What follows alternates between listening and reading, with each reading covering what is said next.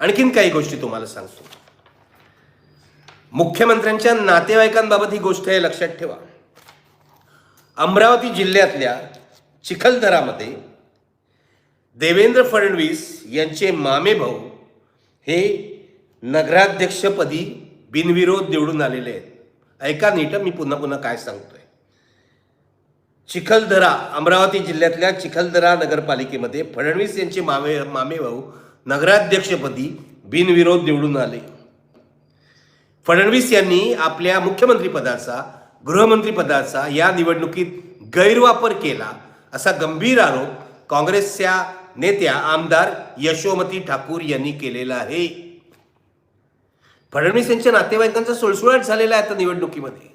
तुम्ही एक लक्षात घ्या, मागे जेव्हा अजित पवारांच्या जमिनीचं प्रकरण आलं त्याआधी तुम्हाला आठवत असेल तर जैन मंदिराच्या भूखंडाचं प्रकरण आलं होतं, ज्यामध्ये मुरलीधर मोहोळ खासदार सापडले होते.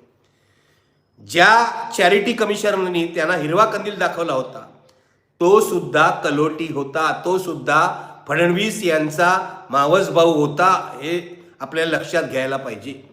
तेव्हा सरकारी सेवेमध्ये सुद्धा मुख्यमंत्र्यांचे नातेवाईक आहेत आणि इथे पक्षामध्ये सुद्धा मुख्यमंत्र्यांच्या नातेवाईकांना महत्त्व मिळतंय, हे लक्षात घ्या.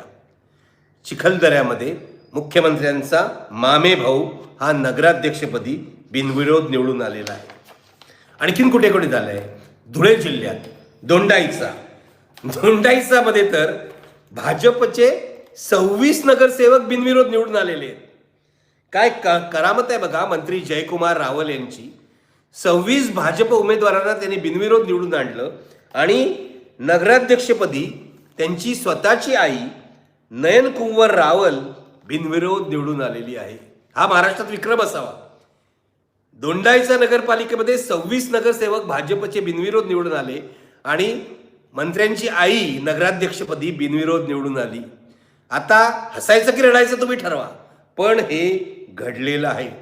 सर्व विरोधकांनी म्हणे राजी खुशीने अर्ज मागे घेतले. हे राजी खुशी प्रकरण काय असतं? माणूस खुशीने अर्ज कधी मागे घेतो निवडणुकीमध्ये आणि त्याला काय मिळाल्यावर तो अर्ज मागे घेतो? जरा विचार करा. साधी गोष्ट नाहीये. कोणीही राजी खुशीने वगैरे अर्ज मागे घेत नाही. एक तर त्यांना पैसा मिळावा लागतो, एक त्यांना काहीतरी आश्वासन मिळावं लागतं किंवा धमक्यांना घाबरून माणसं उमेदवारी अर्ज मागे घेतात. नेमकं काय झालंय हे शोधणार कोण? सत्ता फडणवीसांची आहे, गृहमंत्री फडणवीस आहेत, त्यामुळे याची चौकशी कधीही होणार नाही.